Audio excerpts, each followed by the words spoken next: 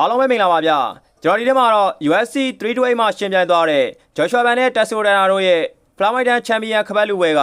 မေလအတွင်း UFC ပြိုင်ပွဲတွေအားလုံးထဲမှာအကောင်းဆုံးဆုရခဲ့တဲ့အကြောင်းတင်ဆက်ပေးသွားမှာဖြစ်ပါတယ်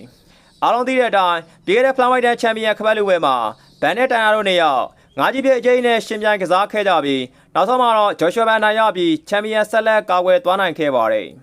အဲ့ဘက်ကတော့အချုပ်ဖိုက်တာ Tasso Dana နဲ့ Bouncing Fighter Joshua Ban တို့ထိပ်တိုက်တွေ့ခဲ့ကြတာပါအဲ့တော့ Tasso Dana ကချုပ်လိုက်ဘန်ကထိုးလိုက်နဲ့အရန်ကြီးကောင်းခဲ့သလို UFC ပြည်သက်တွေအားလုံးကလည်းဒီဘက်ကိုအရန်သဘောကျသွားခဲ့တာပါ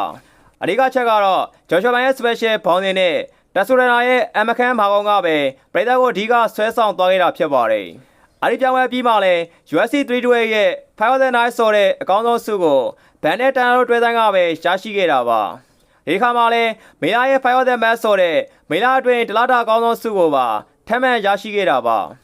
Joshua Ban ချန်ပီယံမဖြစ်ခင်ကချန်ပီယံစိန်ခေါ်ခွင့်ရသွားတဲ့အမေရိကန်ဖိုက်တာရိုဘာနဲ့ပွဲမှာလည်းအခုလိုဆုမျိုးတွေရရှိခဲ့သေးတာပါအဲ့တော့ Joshua Ban အနေနဲ့ UFC မှာအကောင်းဆုံး performance တွေကိုပဲဇက်တိုက်ပြပြီး UFC ဥက္ကဋ္ဌကြီးဒေနာဝိုက်ပို့ဖို့ကြွေးလာအောင်စွမ်းဆောင်ပြနေတာပဲဖြစ်ပါတယ်